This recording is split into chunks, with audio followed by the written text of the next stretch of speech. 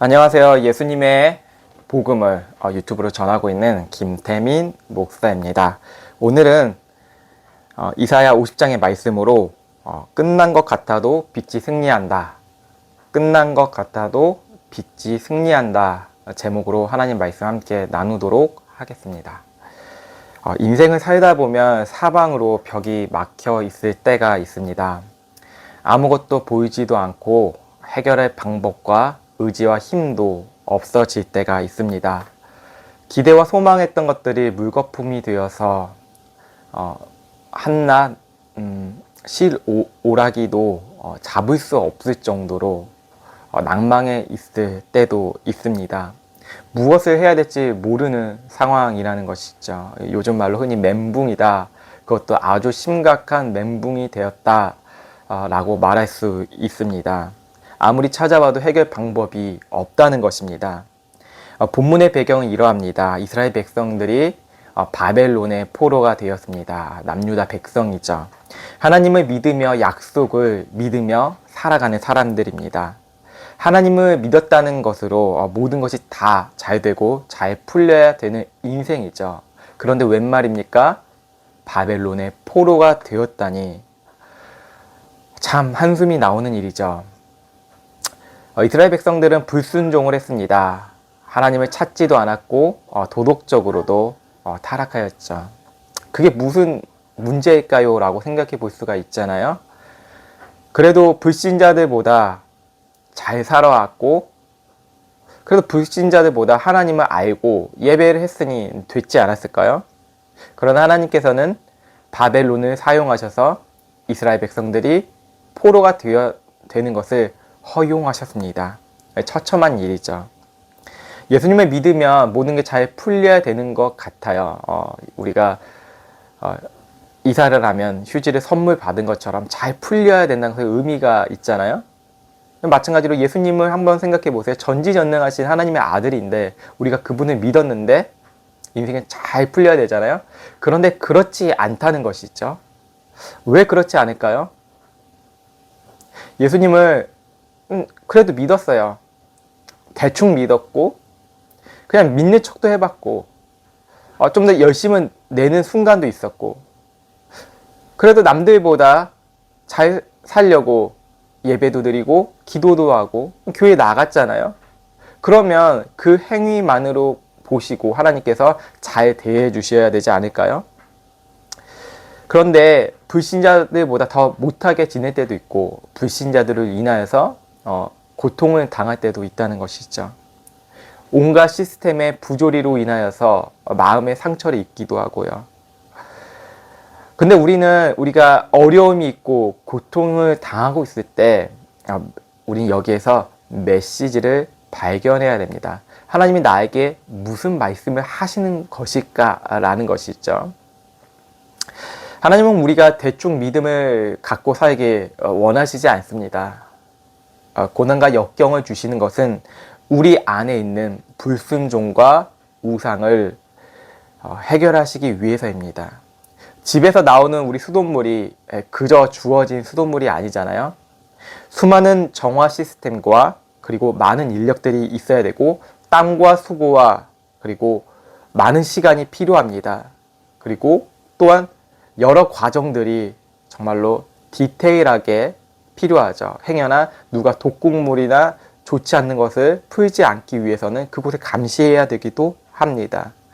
하나님께서는 우리 안에 있는 이런 불순물들이 여과시키기 위해서 하나님께서는 우리에게 고난을 주시고 질병을 주시기도 합니다.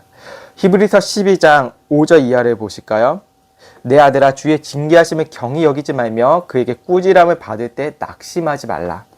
주께서는 그 사랑하는 자를 징계하시고 그가 받으시는 아들마다 채찍질 하심이라 하였느니라. 징계를 통한 고난은 우리를 새롭게 만드시기 위함입니다. 고난을 통하여서 징계를 통하여서 하나님의 자녀답게 진정한 하나님의 자녀답게 살아가게 만드시기 위한 것이라는 것이죠. 하나님의 징계와 고난의 과정이 힘들고 어렵지만 우리가 그 과정이 없다면 우리는 보이는 현상대로 살아갈 것입니다. 유물론자로 하나님을 배제한 채 아니면 불가지론자들처럼 하나님이 있을까 없을까? 그냥 있는 것 같아. 이러한 애매모호한 인생을 산다는 것이죠. 4절을 보시면 하나님의 종을 학자의 혀를 가진 사람으로 묘사하고 있습니다. 시리와 절망에 빠진 이스라엘 백성들에게 필요한 것은 메시지였습니다. 그 메시지는 하나님의 말씀을 아무렇게나 전하는 사람이 아니었습니다. 대충 전하는 사람이 아니라는 것이죠. 주관적인 생각으로 하나님의 말씀을 내가 전하고 있다라고 하는 사람들도 절대 아닙니다. 학자의 혀. 왜 이렇게 하나님의 종은, 주의 종은 묘사했을까요? 하나님의 말씀을 그분의 의도대로 분명하게 전하는 것을 의미합니다. 거짓 선지자가 아니라는 것이죠. 학자의 혀가 거짓 선지자들에게 주어지지 않습니다. 거짓 선지자들은 자신의 마음대로, 자신의 생각대로, 자신의 느낌대로 듣기 좋은 말만 하잖아요. 하지만 참된 하나님의 종들, 선지자들은 하나님의 뜻과 의도를 정확하게 전달하려고 합니다. 왜? 내 안에 학자의 혀를 하나님께서 주셨기 때문입니다. 여러분, 혀는 생각을 전달하는 하나의 신체 기관입니다. 혀는 정말 중요하죠. 혀를 통하여서 우리가 생각하는 것들이 전달되어집니다. 혀를 사용하지 못해도 손이라는 도구로 우리의 의사를 전달할 수 있고요. 우리가 비록 만나지 못하는 순간이 있잖아요. 카톡으로도 글자로 메시지를 전달할 수가 있죠. 온라인으로도요. 1880년 6월 27일에 헬렌 켈러라는, 여러분 아시죠? 헬렌 켈러가 태어났습니다. 그녀는 시각과 청각에 장애를 가진 장애인이었습니다. 그녀는 생후 19개월에 뇌수막염이라는 그런 질병에 노출이 되어서 시력과 청력을 모두 잃었습니다. 그녀는 이후에 선생이었던 앤 설리번의 도움을 받아 언어를 배우고 소통하는 방법을 익혔습니다. 보지도 못하고 듣지도 못한다고 하여서 자신의 뜻을 전달할 수 없다는 것은 아니라는 것입니다. 하나님도 우리가 어떠한 방법과 상황을 통하여서 하나님은 그 메시지를 전달하시죠. 그녀를 살아가는 조력자 앤 설리번을 통하여서 인생을 소통하는 방법을 배웠고, 그리고 인권과 자유와 평등을 외치는 위인이 되었다는 것이죠. 뜻을 전달할 수 있는 방법이 있다는 것입니다. 그리스도인들은 스스로 눈이 뜨어진 게 아닙니다. 예수님을 통해 눈이 뜨어졌습니다. 눈을 떴다는 것은 진리를 알게 된 사람이 말하는 것입니다. 진리를 아는 사람들은 자유합니다. 어디에 매이지 않죠. 진리는 확신을 주고 있기 때문입니다. 진리를 자신만 알고 있는 것이 아닙니다. 하나님의 종은 진리를 소유만 한 사람이 아닌 선포하는 사람입니다. 이 진리가 우리 가운데 있으면 우리는 담대하고 용기가 있습니다. 4절을 보시면 주 여호와께서 나에게 학자여를 내게 주사 나를 공고한 자를 말고 어떻게 도와줄 줄 알게 하시고 아침마다 깨우치시되 나의 귀를 깨우치사 학자들 같이 알아듣게 하시는도다. 여러분, 말은 듣는 것부터 나오는 것입니다. 모든 언어는 듣는 것으로 시작된다는 것입니다. 무엇을 들어야 될까요? 우리가 하나님의 말씀을 들어야 하나님의 말씀을 선포할 수 있습니다. 우리가 다른 이들을 도울 방법은 하나님의 말씀을 우리가 먼저 듣는 것이 유일한 길이고 진리입니다. 그 방법은 우리의 영혼도 살고 다른 사람의 영혼도 살리는 것입니다. 4절에 아침마다 깨우치시되가 나옵니다. 아침은 시작입니다.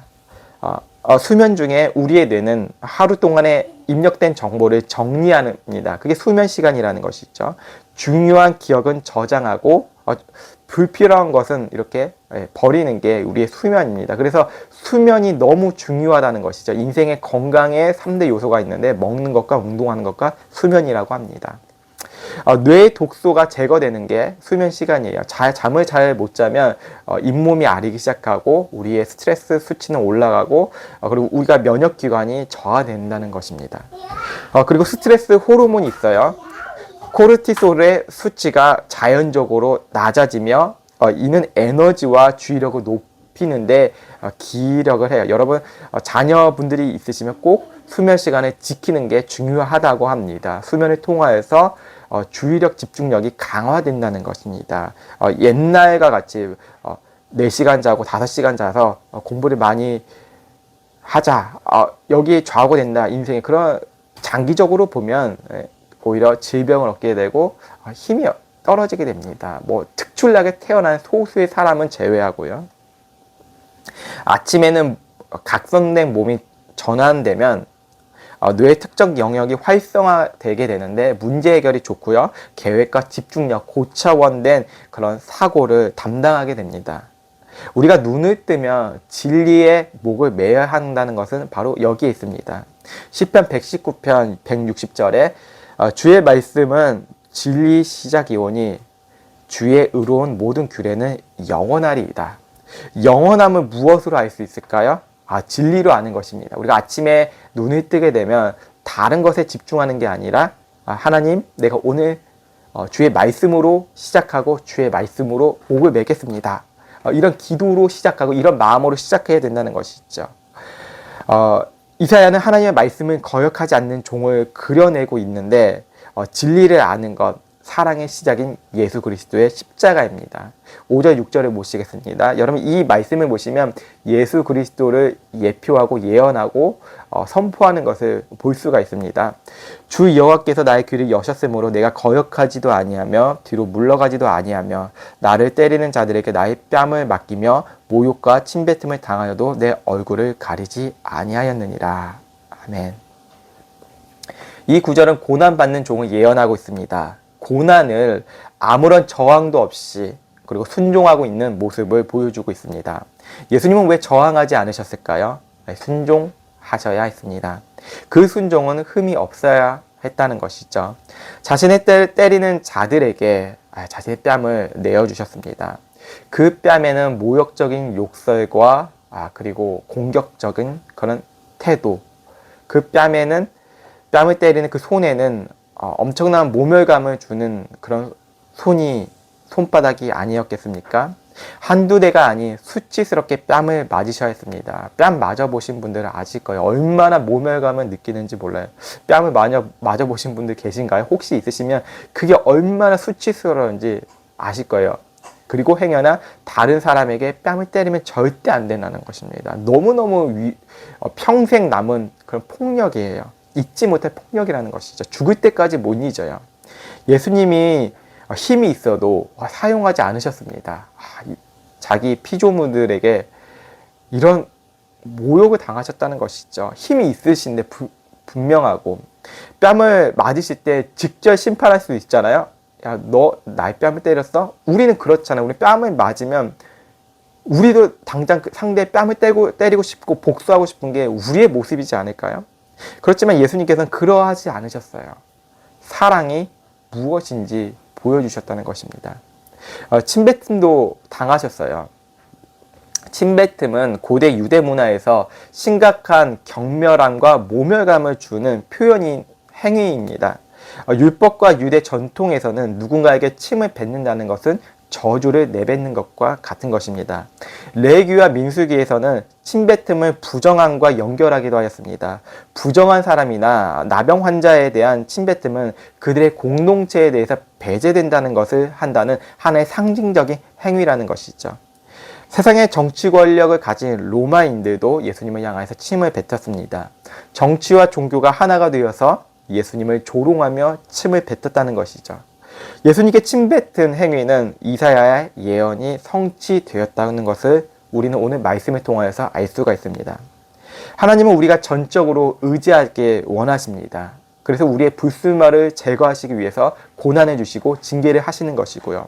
그것은 아들을 통하여서 보여주셨습니다. 우리가 어느 상황에 있던 간에 상관없이 자유롭게 살 수 있는 것은 일체의 비결을 알려주신 것입니다. 여러분 그 장인들 있잖아요. 먹는 것에 된장의 장인, 고추장의 장인, 무슨 나물의 장인들이 있잖아요. 그 장인들은 자신만의 그런 비법이 있어요. 그 알려주기 못할 정도로 그것도 돈 주고도 알려주지 못하는 엄청난 그런 비결들이 있잖아요. 그 비결들이 새어나가지 않게 그 보관을 엄청 잘 하시고요. 이 코카콜라도 아무나 만들 수 있는 게 아니고 그 비법과 비결들이 어느 한 곳에 저장되어 있다는 것이죠. 자, 보십시오. 인생을 살아가는 일체의 비결이 있어요. 하나님께서는 자기 자녀들에게 알려주셨어요. 이게 무엇이냐면, 여러분 잘 아시는 거예요. 내게 능력 주신 자에서 내가 모든 것을 할 수 있느니라. 그거는 우리의 욕구대로, 우리의 욕망대로 이 말씀을 해석하면, 하나님 다 해주신데, 그게 아니고, 하나님께서는 자기 자녀들을 통하여서 어떻게 살아가야 될지 보여주신다는 것입니다. 일체의 비결을, 이게 하나님의 말씀의 의도라는 것이죠. 빌립보서 4장 10절 이하를 쉬운 성경으로 함께 나누겠습니다. 내가 주 안에서 크게 기뻐했는데 너희가 나의 어려운 처지를 생각하여 다시 나에게 관심을 가졌음을 알게 되었습니다. 너희가 그렇게 할 기회를 가졌으나 그렇게 하지 못하였다는 것을 나는 알고 있었다. 내가 궁핍하다고 해서 말하는 것이 아니라 내가 어떠한 형편에 처하든지 나는 자족하는 법을 배웠노라. 나는 비천하게 처한 것도 알고 풍부하게 된 것도 아노라. 배부르기도 하고 배고프기도 하고 풍족하기도 하고 궁핍하기도 하다. 나는 나를 감동하게 해주시는 그리스도의 덕분에 모든 일을 할 수 있다. 그러므로 너희가 내게 고난에 동참한 것을 잘 알았도다. 여러분, 내게 능력 주시는 자 안에서 내가 모든 것을 할 수 있느니라가 오늘 쉬운 성경으로 함께 나누었습니다. 바울 사도는 주 안에 있을 때 자유하였습니다. 그는 종교적 율법으로 더 이상 세상에 매여 있을 필요가 없었던 것이죠. 주의 영이 계신 곳에 참 자유가 있다는 것을 선포하였습니다. 그리스도께서 모든 수치를 당하심으로 그리스도 안에 있는 사람들은 어떠한 상황에 있던 간에 만족을 할 수 있고 기뻐할 수 있다는 것입니다. 그것은 예수님께서 힘을 주신다고 선포하고 있습니다. 우리 그리스도인들은 늘 기억해야 합니다. 예수님이 나를 위해 수치를 당하셨고 비로소 인생에서 자유함을 얻는다는 것입니다. 하나님의 말씀을 숨 쉬듯이 묵상할수록 힘이 생깁니다. 예수는 나의 힘, 숨 쉬는 것입니다. 묵상으로서요. 묵상은 종교적 행위가 아닙니다. 매일 생명을 얻어가는, 새 힘을 얻어가는 성령 충만, 그 힘이라는 것입니다. 결론을 맺겠습니다. 마지막 10절 이하를 보겠습니다. 너희 중에 여호와를 경외하며 그의 종의 목소리를 청종하는 자가 누구냐? 흑암 중에 행하여 빛이 없는 자라도 여호와의 이름을 의뢰하며 자기 하나님께 의뢰할지어다. 보라, 불을 피우고 횃불을 둘러띈 자여, 너희가 다 너희의 불꽃 가운데로 걸어가면 너희가 피운 횃불 가운데로 걸어갈지어다. 너희가 내 손에 얻을 것이 이것이라. 너희가 고통에 있는 곳에 누우리라. 말씀을 경외한다는 것은 확신한다는 것입니다. 여러분, 하나님이 경외하신다는 것은 말씀을 확신하지 않으면 경외할 수가 없습니다. 그럼 휘둘리게 됩니다. 좌우로 치우치는 사람이 되어버립니다. 확신된 자만이 하나님의 말씀을 듣고 살아가게 됩니다. 확신한 사람이. 여호수아에게 하나님께서 첫 번째 말씀하신 건 무엇이었죠? 너 내가 준 율법 지키고 좌우로 치우치지 말고 오직 하나님 말씀을 청종하고 경외하며 쫙 나가라. 다이렉트로 이 말씀을 우리에게 주신 거예요. 예수님께서도 세상의 말에 순응하면서 흔들리셨나요? 모욕을 당하여도 뺨을 맞으시고 채찍에 맞으시고 이 이사야 예언에 다 있잖아요. 예수님은 그것을 타협하지 않으셨어요. 하나님의 말씀을 순종하며 십자가로 나아가셨어요. 그게 하나님의 말씀을 듣고 하나님의 경외하며 살아가는 하나님의 자녀된 모습이라는 것입니다. 깊고 어두운 흑암이 닥칠 때 우리는 두려워하지 않습니다. 왜냐? 우리의 인생을 의지하지 않고, 우리는 우리의 인생을 의지하지 않고 삼위일체 하나님을 의지하는 사람입니다. 이 메시지를 기억하십시오. 우리가 마지막 호흡을 하는 순간이 분명히 찾아올 것입니다. 저는 제가 어떻게 죽을지 늘 궁금한데 어떻게 마지막 호흡을 내뱉을까 참 궁금해요. 그때 저는 늘 생각하는 것이 있어요. 삼위일체 하나님을 생각하는 것입니다. 그리스도의 지혜가 우리와 함께 할 것입니다. 우리의 마지막 호흡이 내뱉는 그 순간에도 우리는 평안할 것입니다. 임마누엘 하나님께서 우리와 함께 하시고 계십니다. 그분의 수치와 고통과 멍해가 십자가에서 피 흘림을 통하여서 그리고 죽으시고 다시 부활하심으로 통하여서 우리는 참된 자유를 얻게 되었습니다. 그 믿음의 말씀을 우리 마음속에 깊이 묵상하십시오. 아침에 깰 때 주의 형상으로 만족하시길 원합니다. 그 믿음으로 살아가시는 우리 참된 그리스도인들, 내가 좀 참되지 않았다 하시는 분들은 고난을 통하여서 아프지만 어려운 가운데 있는 분들도 하나님의 메시지를 통하여서 내가 하나님의 자녀로 더 살아가고 있구나, 하나님 말씀을 바라보고 모든 환경 속에서 만족하는 그리스도인 되시길 주 예수 그리스도의 이름으로 축복합니다. 기도하시겠습니다. 참 좋으신 하나님 감사합니다. 우리가 무엇으로 그리스도인이 될 수 있을까요? 돈을일까요? 아니면 우리의 종교적 노력과 영성일까요? 하나님, 우리는 이 세상에서 이런 것들을 배제할 수 있는 힘과 용기가 있습니다. 그것은 복음입니다. 종교적으로 영성이 높다, 깊다, 여기에 우리는 국한되지 않습니다. 우리를 깊게 사랑하신 예수 그리스도의 사랑, 그 하나뿐입니다. 우리가 그 사랑으로 인하여서 일상을 살아감을 만족하게 됩니다. 하나님, 우리가 예수에 미칠 수 있도록 성령 충만하게 해주시고 우리에게 새 힘을 더해 주시옵소서. 새 힘 얻을 때 우리가 주를 바라보는 게 아니고 주님을 바라봄으로써 새 힘을 얻음을 통하여서 그 힘을 나눠주는 사람 되게 해주시고 주의 말씀을 오직 이 세상 가운데 유일한 참된 진리라는 것을 세상 가운데 선포할 수 있는 그리스도인이 될 수 있도록 주님 축복하여 주시옵소서. 모든 시간 속에서 주님께 역사하실 줄 기대합니다. 살아계신 예수 그리스도의 이름으로 기도드립니다. 아멘.